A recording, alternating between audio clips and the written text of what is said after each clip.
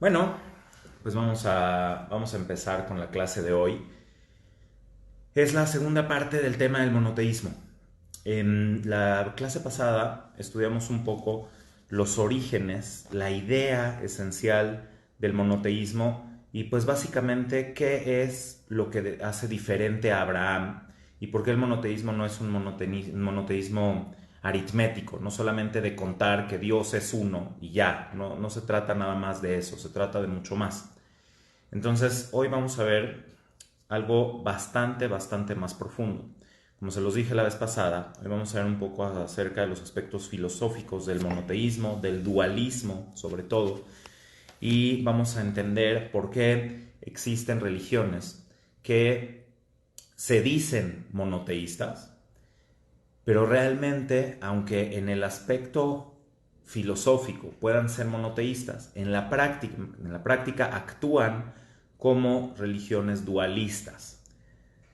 ¿Qué significa dualismo? Bueno, dualismo, como lo empecé a explicar la vez pasada, representa la separación, la dicotomía de Hashem y en sí representa la dicotomía entre el bien y el mal.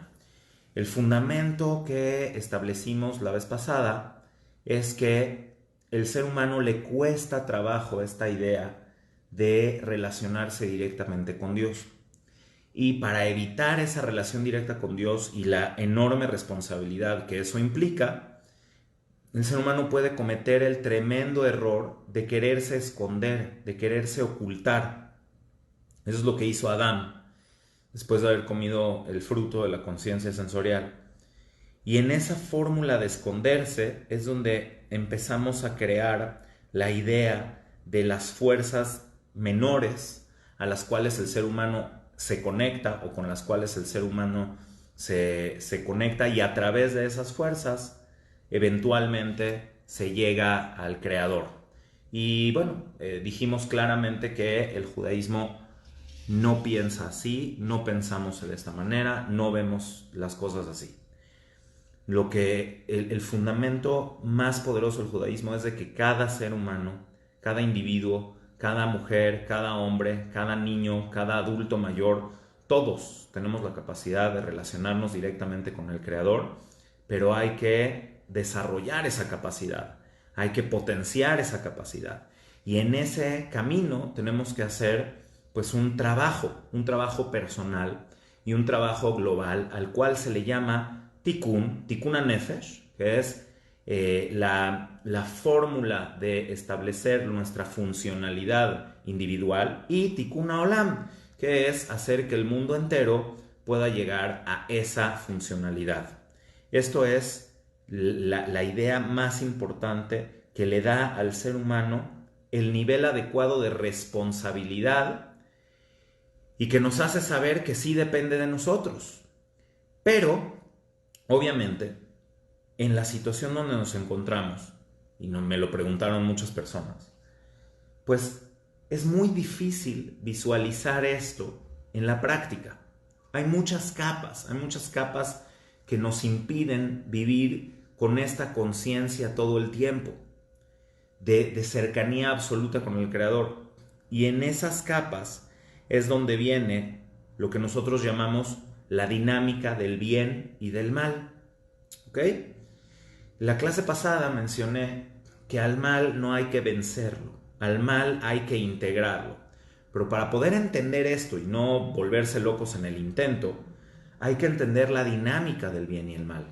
Hay que entender el universo en el que vivimos y cómo es la dinámica en la cual nos encontramos para poder comprender profundamente cómo es que este bien que existe y este mal que existe y que aparentemente están en pugna, en lucha, realmente deben de funcionar de manera integral, y cómo el mal, a lo que nosotros le llamamos mal, es una circunstancia y no una esencia. ¿Ok? Eso es lo que vamos a explicar hoy. Primero Dios, vamos a intentar hacerlo todo el tema de la dinámica del bien y el mal, y si nos da tiempo termino hoy con los efectos prácticos del monoteísmo para no tener que hacer una clase más, pero ya saben, yo voy a intentar como la vez pasada. Si no lo logro, pues tendremos una tercera y última clase. Pero bueno, vamos ahorita con el tema de la dinámica del bien y el mal. Entonces, nosotros vivimos en un mundo con contrarios, con aspectos divergentes, con aspectos que están en aparente pugna entre ellos. Y de ahí sale el politeísmo. Pero la esencia de todo eso, la divergencia, la dualidad más esencial de todas, es la dualidad del bien y el mal. Nosotros concebimos que existe todo un universo de cosas que el ser humano puede hacer o que existen en la naturaleza, que son buenas, que son positivas, que son constructivas, ¿sí? Hay cosas que dan vida y hay cosas que la quiten, que quitan la vida. De hecho, la dualidad del bien y el mal comienza en el hecho mismo de la vida y la muerte. Todo aquello que se asocia con la vida va a ser considerado de manera elemental como algo bueno, como algo positivo, algo que da vida, que da prosperidad, salud, y aquello que mata, aquello que nos aleja de la vida o de la longevidad, el veneno, las malas costumbres, las cosas negativas que nos causan la muerte, por lo tanto se asocian con la muerte y con lo negativo. Pero el bien y el mal no surgió ahí según la Torá. El bien y el mal surge cuando el ser humano todavía no tenía el decreto de morir, cuando existía la posibilidad de la eternidad. Es decir, a Adán se le decreta ser expulsado del Gan Eden y tener que morir después de haber creado esta separación del Creador, después de haberse ocultado. Entonces, si nosotros analizamos esto al nivel más profundo, la muerte misma es resultado del ocultamiento de Hashem o de nuestra separación de nuestro Creador. Si nosotros estuviéramos en un vínculo absoluto y consciente con el Creador, la muerte tampoco sería algo relevante. Y fíjense lo que dije. En verdad, a lo cual nosotros le llamamos muerte, es un renacimiento, es un despertar. Rab Abraham Yitzhak Cohen Kook, decía que el engaño más grande de todos es la muerte. Que realmente todo lo que nosotros hacemos en esta vida para evitar morir o para vivir un momento más o el miedo que nos causa la muerte, todo eso es un gran engaño. Porque el alma, nuestra esencia, nuestro ser, no muere con el cuerpo. Nuestra esencia trasciende al cuerpo, va más allá del cuerpo. Pero la sensación de que nosotros somos nuestro cuerpo, la incapacidad de identificar nuestro verdadero ser, es la que hace que todos estos miedos nos lleven a concebir en este mundo la vida, la muerte, el bien y el mal. Y de hecho así es aquí. No podemos pretender vivir en este mundo, no podemos pretender que la mayoría de la gente viva en esta realidad pensando que la dinámica del bien y el mal no es real, porque es palpable, se encuentra en este mundo. Si alguien se toma un veneno, después de tomarse el veneno se muere. Entonces hay algo malo, hay algo negativo que nos causa la muerte. Pero el problema es atorarse ahí, es quedarse en pensar que la muerte es el origen de lo malo. El origen de lo negativo es la separación del Creador. Si tuviéramos el vínculo y el nexo correcto con el Creador, la muerte sería completamente irrelevante. Y de hecho lo es para algunas cuantas personas que pueden lograr entender y visualizar las cosas tal cual son. A todas estas capas de separación con el Creador, en el lenguaje cabalístico se las llaman klipot, se les llaman cáscaras o capas de interrupción, capas de separación que nos impiden ver las cosas tal cual como son, ¿ok? Y lo mismo pasa cuando se expulsó a Adán del Gan Eden, que dijo Dios, no vaya a ser, ya comió del fruto de la conciencia, no vaya a ser que coma del fruto de la vida y viva eternamente. ¿Qué quiere decir? Que el fruto de la vida fue creado para comerlo, pero no era el momento para el ser humano, para Adán y para Javá comer ese fruto, porque se encontraban en una situación espiritual que les imposibilitaba tener vida eterna, es decir, ya habían entrado en esta confusión, en esta separación, en esta dualidad original, la dualidad de la presencia y la ausencia que lleva a la dualidad del bien y el mal, y entonces pues fueron expulsados del universo o de la dimensión llamada Gan Eden, y ahora nos encontramos en este universo, en el universo de la dualidad. ¿Ok? Este es el universo de la dualidad, donde podemos tener aspectos que nos integran al Creador o aspectos que nos desintegran del Creador y por lo tanto de nosotros mismos y de los demás. Y es ahí, en la integración y en la desintegración, donde se genera lo que nosotros llamamos el bien y el mal. Ahora bien, ¿qué pasa? Vamos a poner atención en esto. La mayoría de las religiones del mundo, incluso las que se dicen monoteístas, le atribuyen al mal poder esencial, poder, no quiero decirle divino, pero sí le proyectan una esencia, no una coincidencia, sino una esencia. Por eso quiero explicar que alguna de estas religiones, que fue una religión magna en la antigüedad, nos dejó trazas muy fuertes de su mentalidad que después generaron impacto en otras religiones monoteístas o en otra forma de ver las religiones monoteístas. Me refiero al zoroastrismo, ¿ok? Zoroastrismo fue la religión principal de Persia durante siglos. Y Persia fue uno de los imperios más grandes de la historia. Entonces no podemos pensar que es poca cosa. ¿Qué pasa en el zoroastrismo? Bueno, a diferencia del panteísmo, a diferencia del paganismo, a diferencia de la idolatría,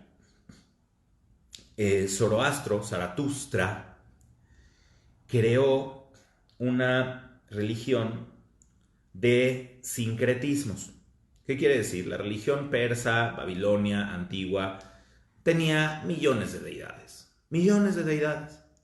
Lo que hizo Zaratustra fue simplemente ir agrupando estas deidades e irlas consolidando en deidades más unificadas, hasta que llegó a un punto donde no pudo unificar.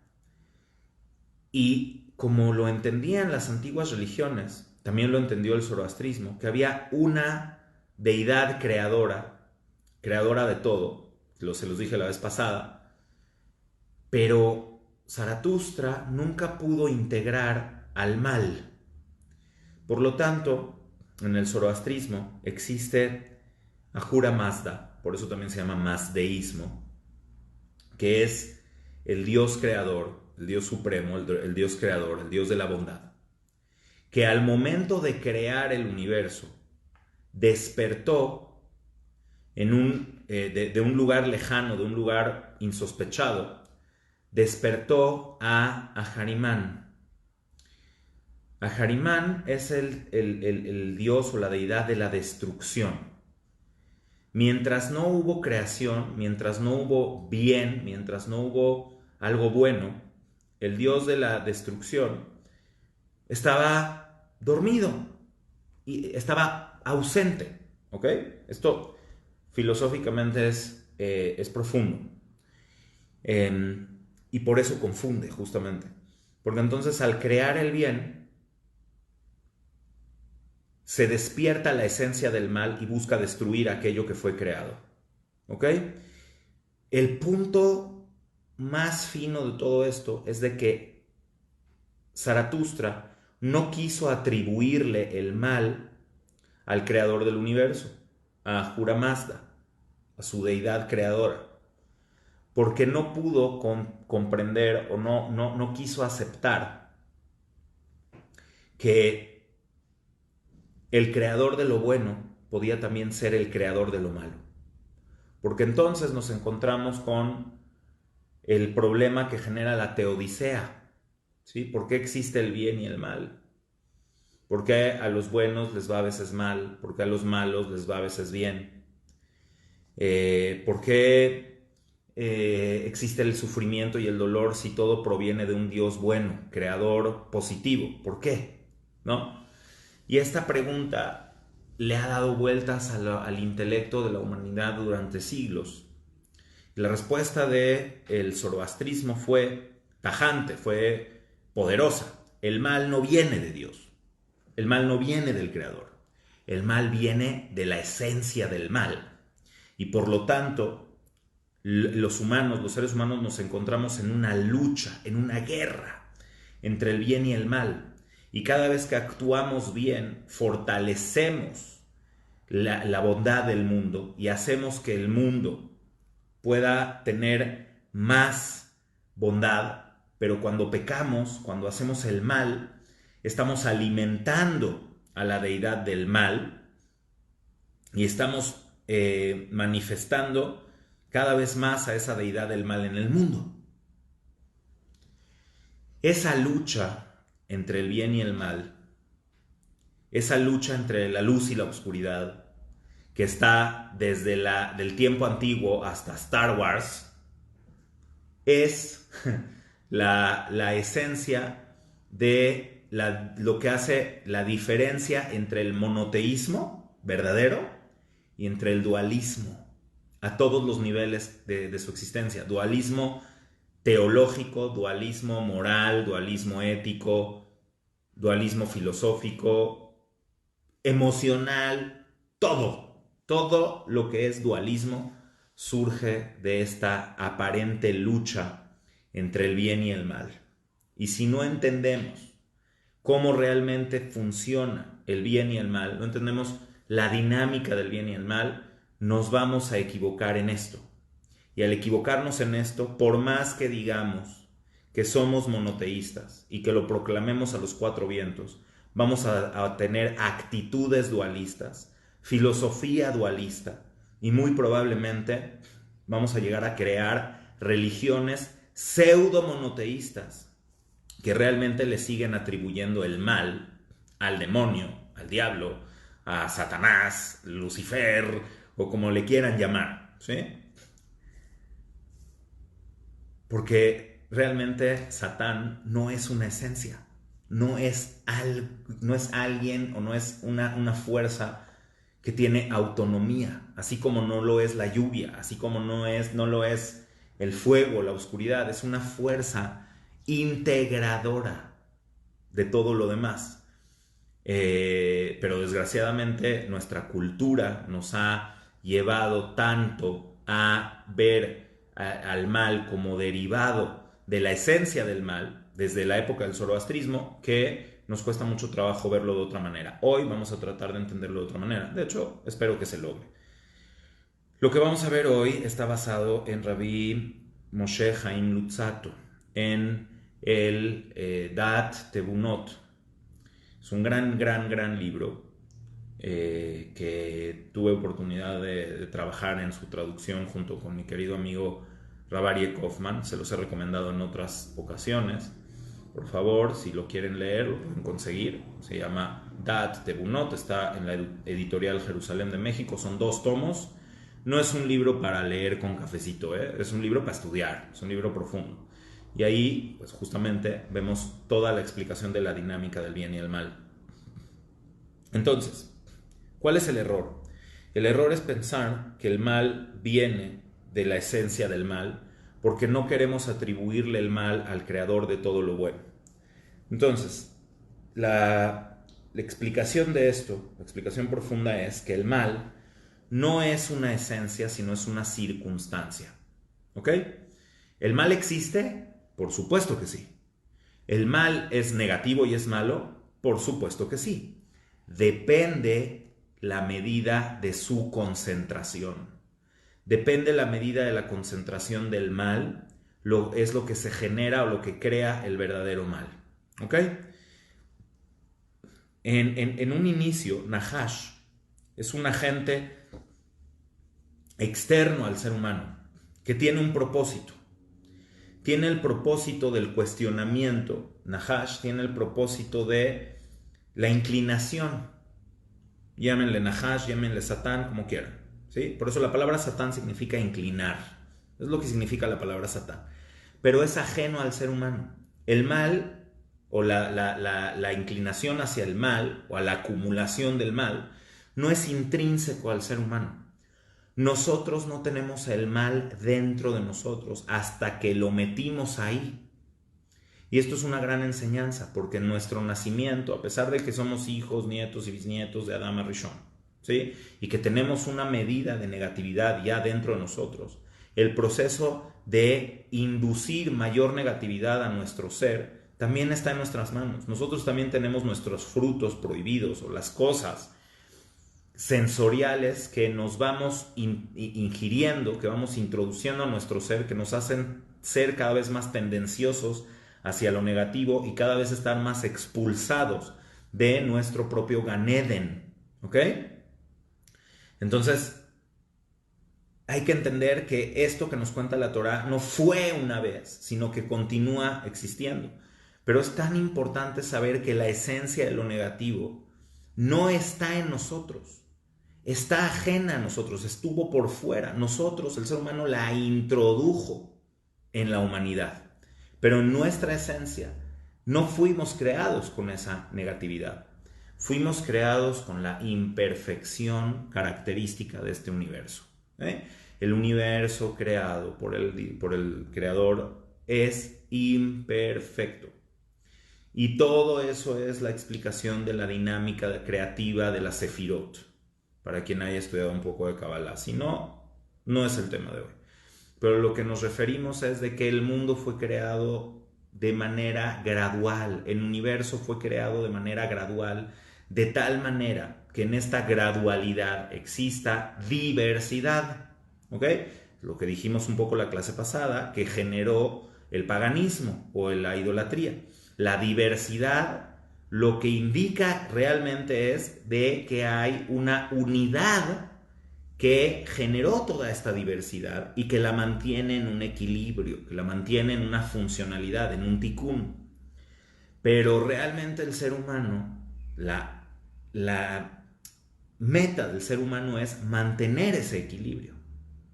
Y que el mal o la imperfección, porque ahí todavía no es mal, esta imperfección no se acumule al grado de generar el mal.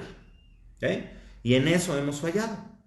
El ser humano ha fallado en mantener el mal en su lugar.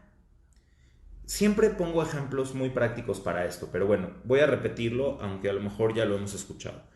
Un tsunami es devastador. Un tsunami o un terremoto es devastador, es negativo, es destructivo y es natural. ¿Qué quiere decir? Que en el mundo la diversidad de fuerzas existentes y el equilibrio entre ellas puede a veces generar que una fuerza contenida en una placa tectónica se libere para continuar con el equilibrio del universo, el equilibrio de este planeta, ¿sí? Y ese equilibrio es el que nos da el aire que respiramos, la atmósfera que tenemos. La biología existente en este mundo existe por el equilibrio de fuerzas que hay en este planeta. Otros países que no tienen, otros mundos, otros planetas que no tienen el equilibrio de fuerzas que existe en este universo, en este mundo, lo que carecen de vida, ¿okay? Carecen de la posibilidad de la vida. En este mundo, en este planeta existe el equilibrio.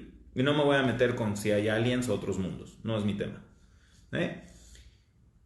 Pero entonces aquí existe este equilibrio, y cuando este equilibrio se tiene que mantener, a veces se liberan fuerzas tremendas y se genera un terremoto y un tsunami. ¿Eso es malo? Obviamente no.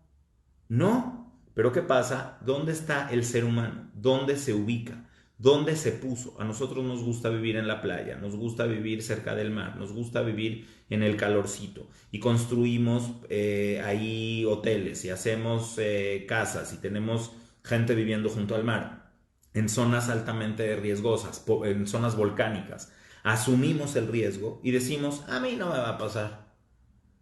Hasta que pasa, hasta que explota el volcán, hasta que viene el tsunami hasta que viene el huracán y entonces la gente llega y dice, es que Dios, ¿por qué nos mandas el tsunami? ¿Por qué nos mandas el huracán? Es que espérense, el tsunami y el huracán son cosas que van a pasar, son parte del equilibrio de la naturaleza, son parte del equilibrio. Ahora, nosotros también hemos generado un desequilibrio en la naturaleza que acelera estos procesos y causa mayor devastación. Pero eso es otro tema, eso es el tema de la ecología. Y por eso Dios le dijo a Adam Rishon que era responsable de mantener el equilibrio en el mundo, ¿ok?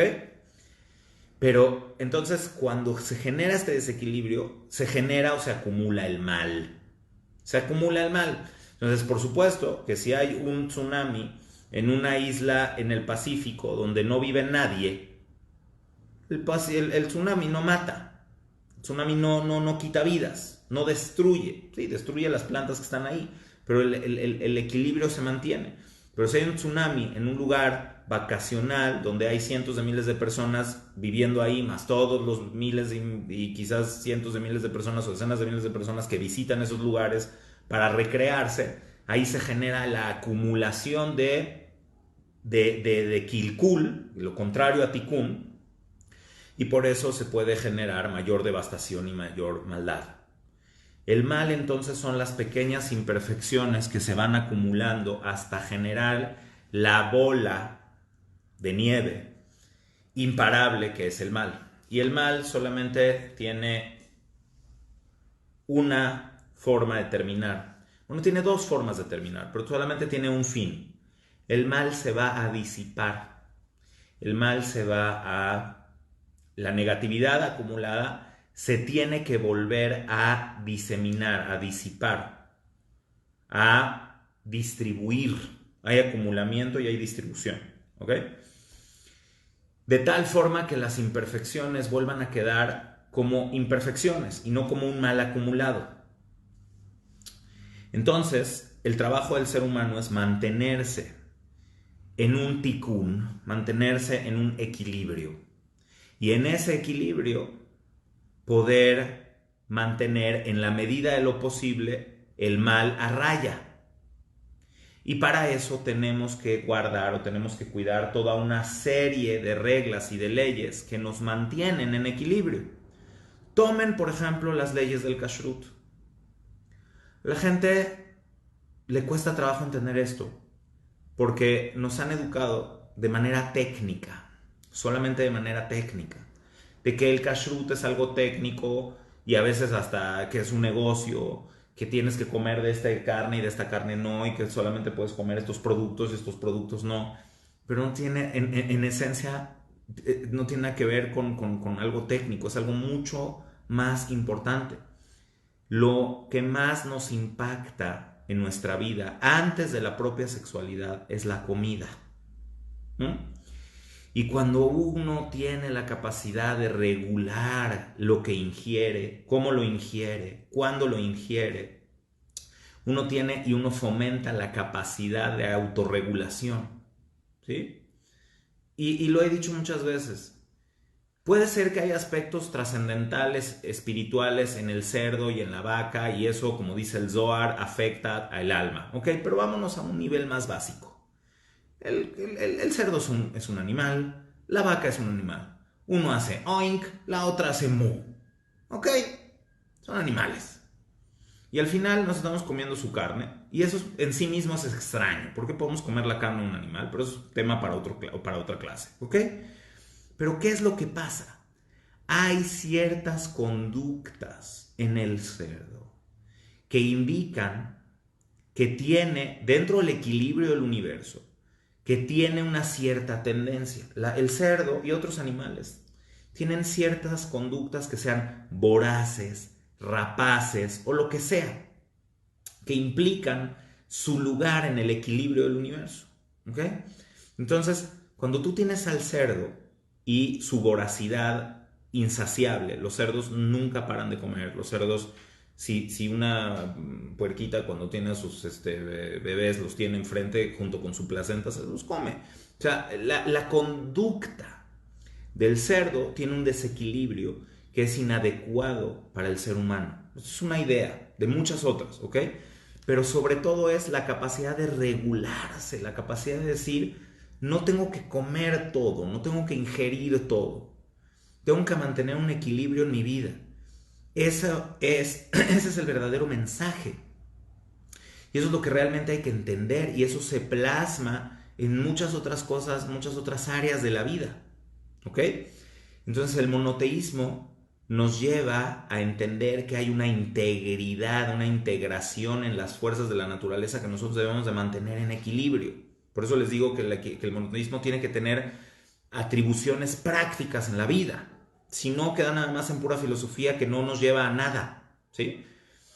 En cambio, cuando vemos que hay una lucha entre el bien y el mal, si lo que pensamos es como pensaba Zaratustra, que si nosotros hacemos el mal, alimentamos el mal en el mundo, entonces nos vamos a ver en una dinámica no integrativa, sino en una dinámica destructiva.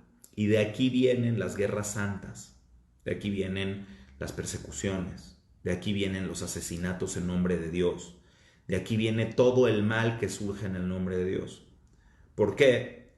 Porque de un falso monoteísmo, de un monoteísmo que está en una lucha contra el mal, surge también la idea de las falsas religiones del Satán, por poner un ejemplo, ¿sí?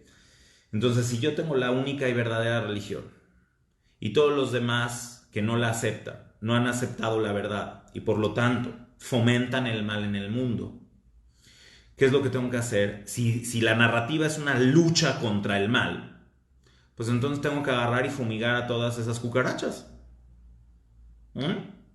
Ya sea por religión, ya sea por lo que sea, matarlos a todos, exterminarlos, porque representan al mal. Y ahí es donde viene toda esta narrativa de la lucha, de la guerra santa, de lo que sea, ¿sí? O sea, no quiero ser muy extenso en esta parte. Porque la narrativa es una narrativa de lucha, de guerra contra el mal. Si nosotros ubicamos lo que realmente quiere la Torah de nosotros, lo que realmente quiere la esencia de la Torah es de que nosotros agrandemos el bien, y entonces agrandando el bien se reducirá el mal, se reducirá la imperfección. Si a la imperfección no la mantenemos contenida y permitimos que se acumule, en algún momento se va a acumular tanto que va a autodestruirse. Por tanta imperfección, termina colapsando, termina autodestruyéndose. Y cuando el mal se autodestruye, genera una explosión destructiva, inmensa, de proporciones mundiales, globales. Por eso el ser humano tiene que trabajar para mantener la imperfección y el mal a raya, no por una lucha, sino porque las imperfecciones las hemos permitido que se vayan acumulando. Entonces, en el aspecto práctico se podría decir que hay una lucha contra el mal y que al mal, o sea, no hay que destruirlo, el mal hay que mantenerlo como una imperfección, ¿sí? Por ejemplo, ¿qué les puedo dar un ejemplo? Esta pluma, ¿ok? Esta pluma tiene una función, es funcional, sirve, pinta, funciona, es parte de un tikkun, pero tiene imperfecciones y mientras más la uso, más se desgasta, más se va perdiendo su funcionalidad, se acaba la tinta, es físico, se acaba. Y al final esto va a terminar siendo basura. Ahorita es parte del tikkun, pero cuando se acabe, cuando ya no, va a ser basura, ¿ok? Cuando sea basura, depende de cómo yo manejo esta basura. Va a terminar contaminando el mundo, destruyendo al mundo, o va a poder a lo mejor reciclarse o poder ser parte del tikkun. Pero a eso me refiero con la imperfección. En un momento y en una situación, la imperfección es parte de la funcionalidad implícita a este mundo, parte del tikkun. Pero llega un momento donde si yo acumulo toda la basura junto con esta pluma de aquellas cosas que fueron funcionales, ¿sí? La envoltura de mi panqué, el tarro de mi café, la cáscara de mi sandía, etc. ¿Okay? La cáscara de la sandía, por ejemplo, es algo que se biodegrada, se reintegra al tikkun, ¿okay? Y fíjense cómo son las cosas que hacemos los humanos. las que generan mayor tikkun, o sea, una pluma es más útil para ciertas cosas que una sandía, pero también mayor kilkur. Entonces ese es el grado de responsabilidad que tienen los seres que tenemos, los seres humanos. Y dentro de la humanidad, Israel. Pero cuando el mal se acumula y nos quiere destruir, tenemos que luchar contra él si viene activamente a destruirnos. Si un asesino que tiene mucho mal acumulado en él viene con un cuchillo a medianoche y te quiere matar, no puedes en ese momento defenderte a través de la narrativa de que hay que aumentar el bien. Sería imposible. En el mundo y en la realidad en la que nos encontramos, donde ya se ha permitido que el mal se acumule tanto, ya no son imperfecciones, ya es negatividad, que tienes que defenderte de ellas. Entonces, cuando hay una guerra, por ejemplo, y te atacan, pues ni modo, vas a tener que salir a defenderte. Y en esa guerra van a morir personas. Sí, bueno, hay legítima defensa, por eso hay leyes. Igual que hay leyes de kashrut que te permiten comer la carne de cierto tipo de animal, también existen las leyes en las cuales vas a poder defenderte de un enemigo que quiere destruirte. Y si para eso es necesario implementar fuerzas que en otro contexto serían negativas, al final depende de cómo lo haces y depende de cuál es el resultado. Puede ser que la defensa de tu propia vida eventualmente pueda llegar a ser vida y por lo tanto bondad y bien. ¿Ok? Ahora, voy a ir un grado más. Sería maravilloso decir que el judaísmo ha entendido esto y que lo ha mantenido siempre. Y sería increíble poder decir que la mayoría de los judíos entendemos esto. Sin embargo, hay algo que se llama galut, se llama exilio. El exilio no es nada más que nos sacaron de Jerusalén y que vivimos en los países del mundo durante los siglos en los que hemos vivido. No. El galut también implica que no logramos, por lo menos la mayoría del pueblo de Israel, no logra entender los conceptos ni siquiera de su propia Torá. La mayoría del tiempo, o la mayoría de la gente no los logra ver. Y por lo tanto,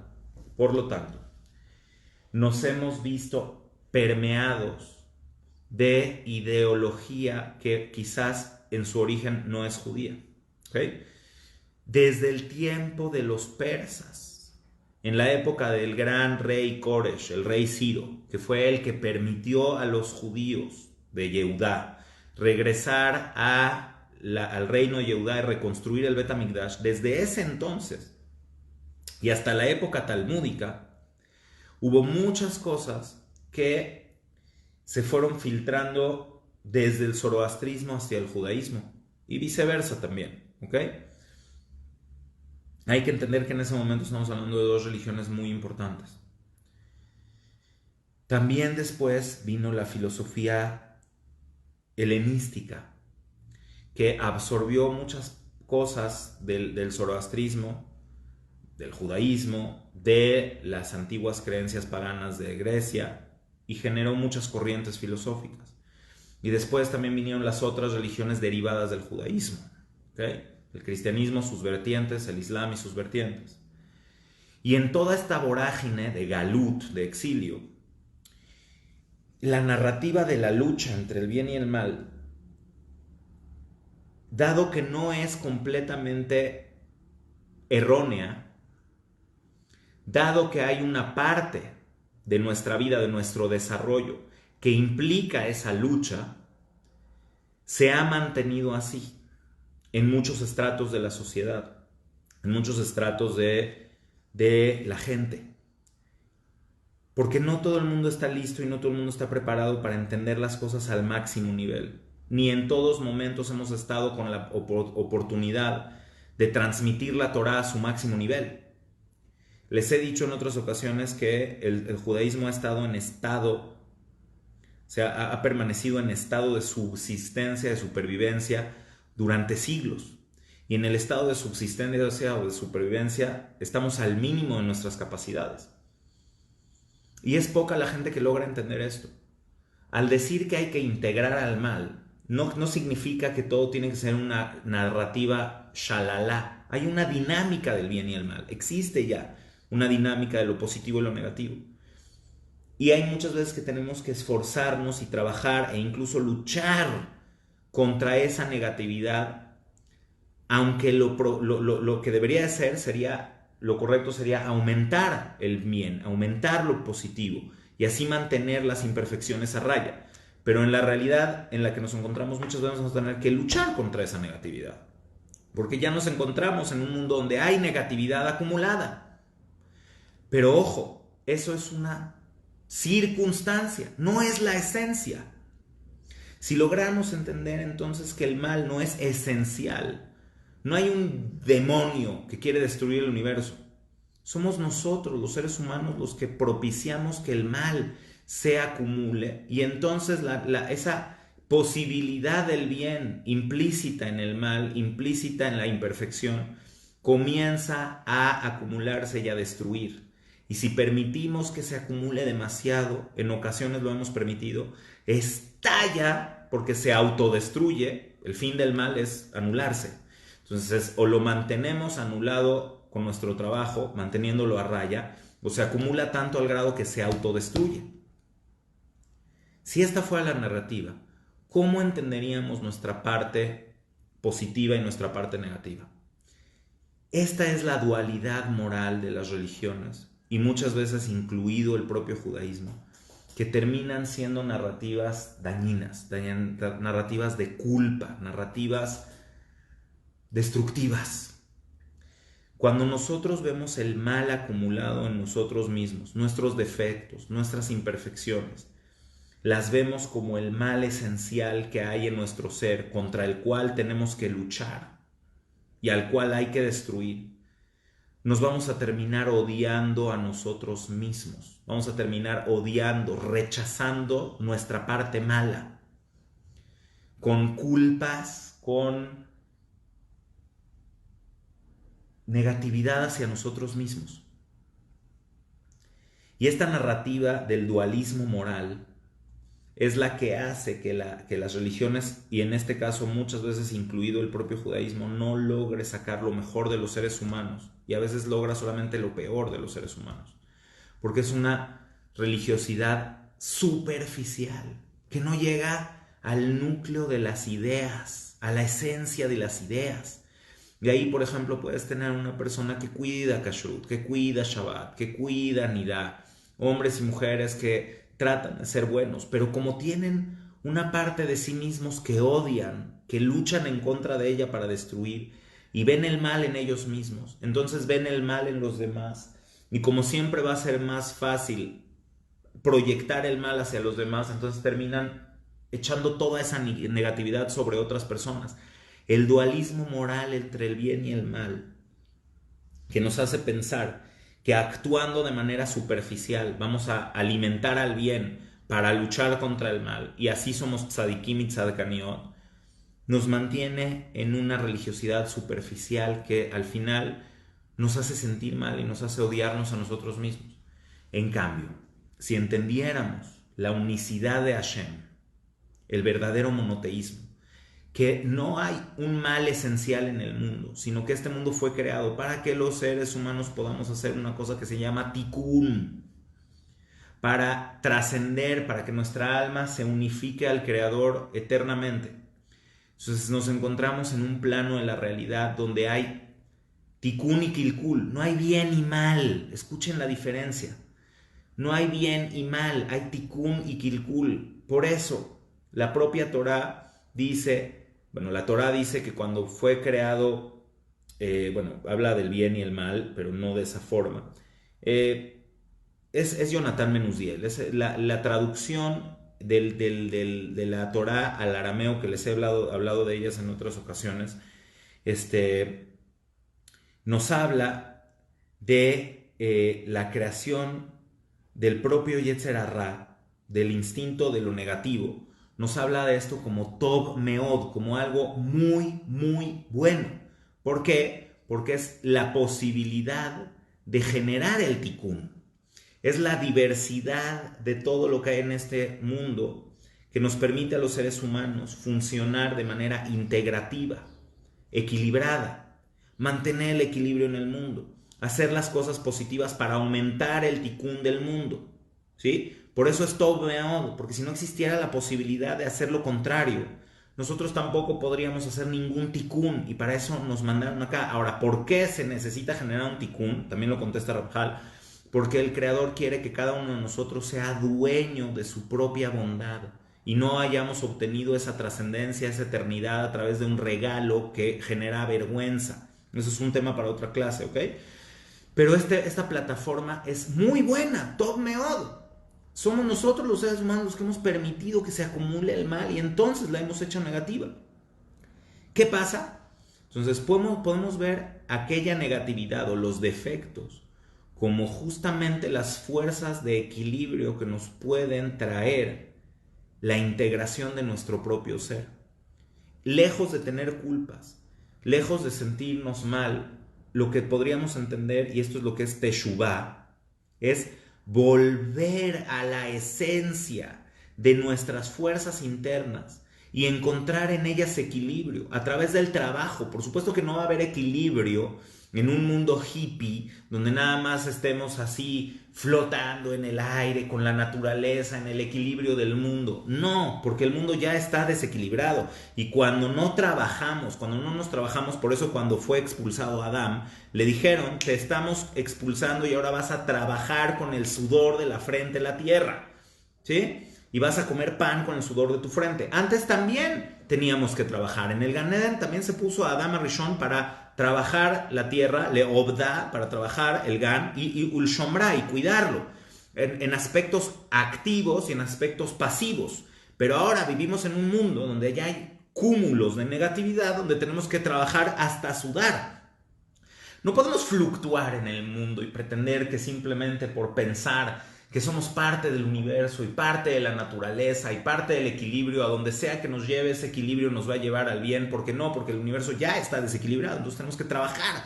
Pero al trabajar e incluso luchar, no vamos a hacer la guerra, ni contra nosotros mismos, ni contra nadie, más que contra aquellos enemigos que nos quieren destruir. Ahí está Amalek, pero es otra cosa, ¿ok?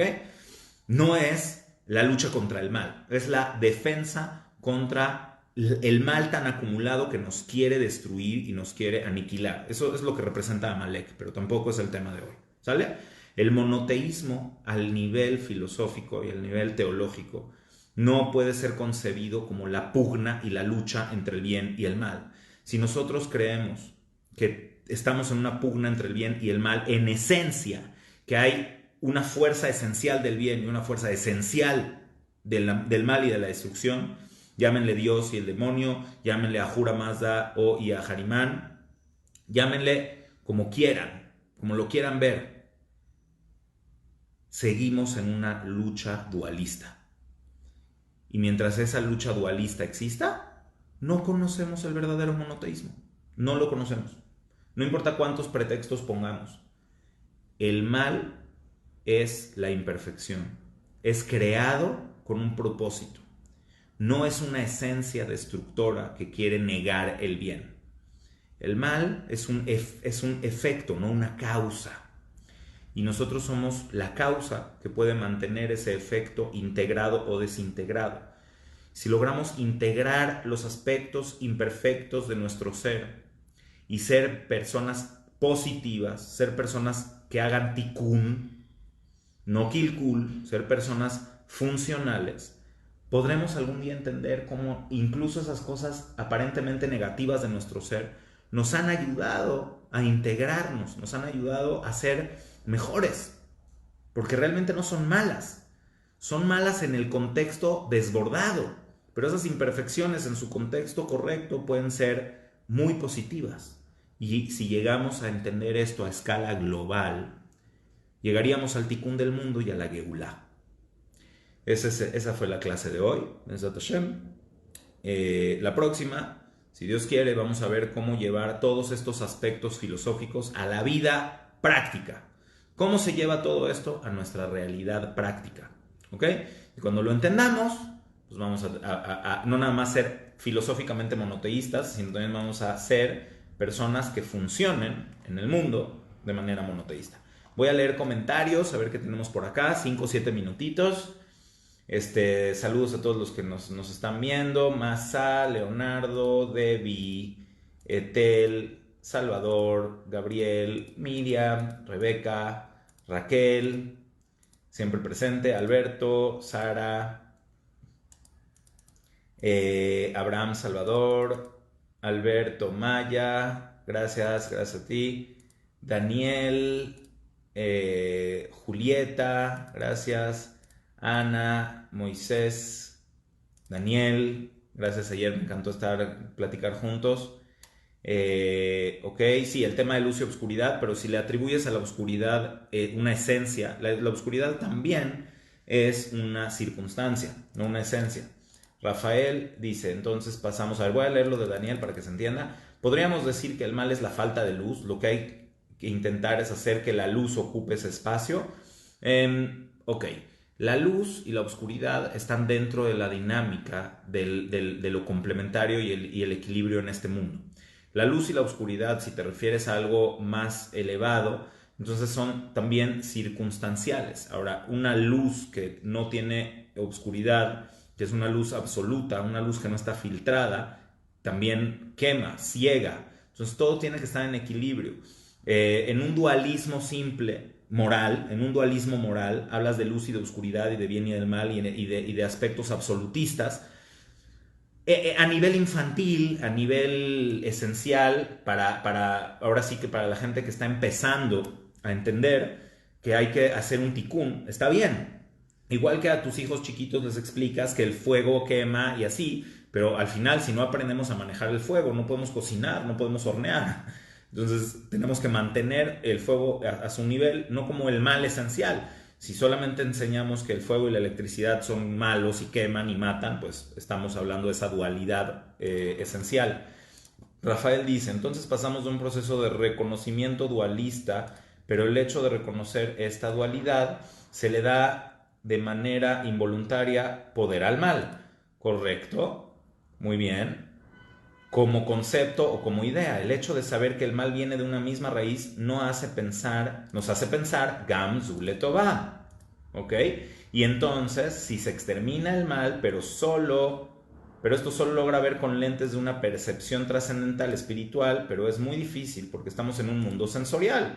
Pero la pregunta sería en realidad, no es negar que existe el mal, es aceptarlo como parte de la unidad, ¿es correcto? Sí, y mantenerlo a su nivel funcional, a su nivel de tikkun, donde ya no sea mal, sino sea imperfección.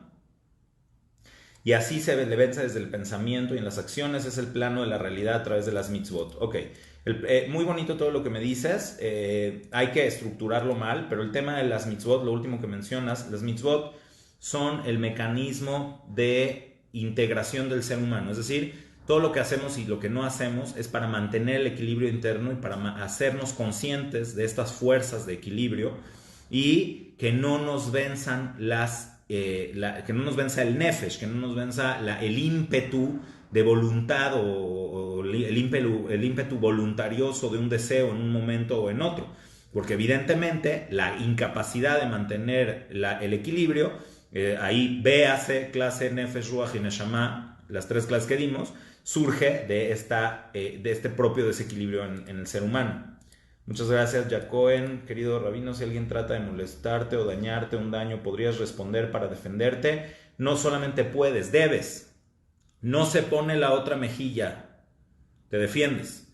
Y eso es generar equilibrio en la humanidad y en el universo. ¿Sí? No puedes permitir que te pisen, que te dañen. El derecho, el derecho de la Torah nos avisa desde nuestros orígenes que una sociedad que no se defiende en lo individual y en lo colectivo no es positiva para el universo. Entonces hay que defenderse. Dania, gracias. Volver a la esencia de las fuerzas interiores trabajándonos. No es ceremonias de cacao. Eso es parte, pero bueno. Ok, ceremonias de cacao. Saludos. Yo prefiero mi chocolatito caliente en la casa. Ceremonias de cacao. Sí, entiendo a lo que te refieres, pero no te puedes dejar llevar por eso, es paganismo. Y el paganismo no le ha traído nada bueno a la humanidad, más bien es la esencia de la pugna entre las fuerzas de la naturaleza. Ok. Muchas gracias, Anaí, Dania, de nuevo. Uy, ¿qué pasó acá? Ahí estoy. ¿Por qué la casa es una y única? Perdón, porque la causa es una y única, es lo que hacemos al trabajarnos, es buscar justamente convertirnos en causa y no en efecto. Muy bien, me gusta. Abraham Salvador, cada vez que reconocemos nuestra imperfección podemos entender más lo bueno que hay en nuestro ser, exactamente, a eso me refiero. Y tenemos la natural tendencia y deber de compartir esa bondad. Siempre habrá resistencias, la realidad misma es la que estamos inmersos, en la que estamos inmersos, es una de ellas. Pero es ahí en donde crecemos y evolucionamos en Hashem. ¿Ok? Gracias, Rafael, gracias, Alex. Ok, Gabriel, muchísimas gracias a ti también. Raquel, Carla, Esperanza, Avi, Dania. Ok, vuelvo a decir Dania, qué impresión, una luz que no tiene un poco de oscuridad, quema y ciega, obvio. Una filtración, no es una oscuridad, es una filtración de la luz. ¿Okay? Por eso hay filtros, esos filtros pueden representar cierta oscuridad relativa, ¿sí? Yo agregaría, para poder revelar esa luz que es necesaria. Por eso la dualidad de luz y oscuridad está mal, es errónea, es equivocada. La dualidad de luz y oscuridad no es correcta. Hay un punto donde la filtración de la luz o la opacidad o la oscuridad son positivos y hay un punto donde no. Entonces todo tiene que ver con la relatividad del contexto.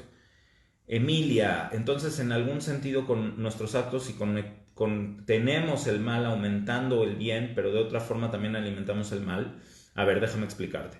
Si nosotros, es como en Hanukkah, estaba la discusión entre Bet Shammai y Bet Hillel, si hay que reducir la oscuridad o aumentar la luz, ¿sí? Y lo que quedamos es que hay que aumentar la luz, según Bet Hillel. Cuando aumentas la luz, evidentemente la oscuridad negativa se va a reducir, ¿ok? Pero si nosotros entendemos que esto es una pugna entre luz y oscuridad, si mantenemos el equilibrio entre luz y oscuridad, entendemos que para que sea tikkun, para que haya un tikkun entre lo positivo y los defectos, hay que aumentar lo positivo y entonces los defectos se mantendrán a raya y serán parte de la integración. Eso está perfecto, pero si nos vemos en una lucha, entonces ¿qué es lo que pasa? Que al luchar contra el mal, le estás dando más valor a ese mal, ¿sí? Le estás dando más valor esencial a ese mal esencial. Lo estás empoderando. Y eso es lo que desgraciadamente ha pasado cuando se tiene una religiosidad superficial solamente de temas de culpas, solamente de arrepentimientos negativos, de ver lo malo que hay en ti, de ver lo malo que hay en los demás y de luchar contra ese mal a través de una guerra santa, que es un poco lo que dice el Islam, pero bueno, no todo necesariamente, incluso lo del Islam necesariamente es negativo, no es el tema de hoy. El Ramban explica los aspectos positivos de por qué en el mundo, para qué llegaron el cristianismo y el Islam al mundo, en el plan del tikkun final, pero definitivamente hoy no puedo con eso. Alberto, somos lo que somos por los vicios y errores que vivimos y aprendemos a corregir. Sí, cada uno de nosotros ha comido demasiados frutos prohibidos y se ha acumulado el mal dentro de nosotros. Y ahora el mal, la negatividad, ya no es externa, ya no es nahash, ya está en nuestra esencia. Pero debemos entender que nuestro origen no está ahí y que podemos mantenerla fuera. Gracias, Jack, de nuevo. Gracias, Emilia. Ok, bueno, pues hemos visto comentarios y preguntas y todo. Así es de que, si Dios quiere, la próxima vez vamos a ver los aspectos prácticos del monoteísmo. ¿Ok? Ya entendimos qué es monoteísmo y qué es tikkun. Ahora vamos a llevar eso a la práctica, porque si no lo llevamos a la práctica, no nos sirvió de nada. Hay que ser agentes de integración y no agentes de dualidad o de desintegración. Puedes ser el más religioso, pero si eres un agente de desintegración, estás actuando en contra de lo que Hashem quiere en este mundo. Lo vamos a ver la próxima, ¿ok? Espero que resulte interesante. Muchísimas gracias, que Hashem los bendiga. Último comentario, dice Daniel, por eso hablo de falta de luz, no de oscuridad, como algo diferente o dual. Así es, correcto, como lo que estábamos diciendo hace un momento. Buenísimo, les agradezco a todos, no quiero estirar el chicle, yo me quedaría mucho más tiempo, pero hay que respetar horarios. Que tengan una excelente tarde, que tengan mucha verajá en su vida y que seamos agentes integradores de todo lo bueno en el mundo. Nos vemos la próxima, bye bye.